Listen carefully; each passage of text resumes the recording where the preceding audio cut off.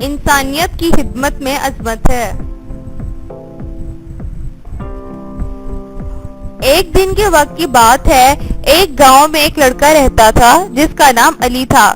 علی ہمیشہ دوسروں کی مدد کرنے کا شوق رکھتا تھا۔ وہ غریبوں کی مدد کرتا، بزرگوں کی خدمت کرتا اور بچوں کو تعلیم دینے کی کوشش کرتا۔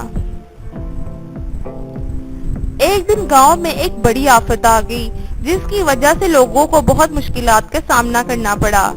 کھانے کی چیزیں کم ہو گئی تھیں اور بچوں کو تعلیم کی بھی چیزیں نہیں مل رہی تھیں۔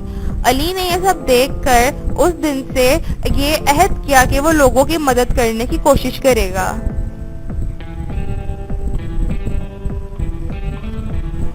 وہ گاؤں کے لوگوں کے پاس جا کر مدد کرنے لگا۔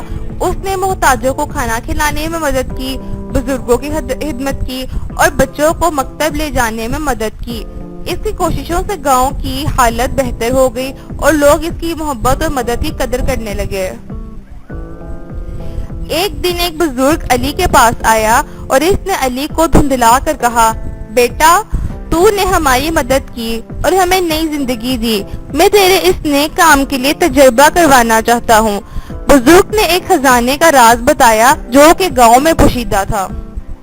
علی نے خزانے کو تلاش کیا اور اس میں بڑی مقدار میں زر و نقدی کی سمگلت پائی۔ اس نے اس خزانے کا ایک حصہ استعمال کر کے باقی گاؤں کے لوگوں میں بانٹ دیا۔ مدد کرنے کی اس عادت نے علی کو نہ صرف گاؤں کے بلکہ پورے علاقے کی محبت جیتی، بلکہ اس کو ایک اہم سبق بھی سکھایا۔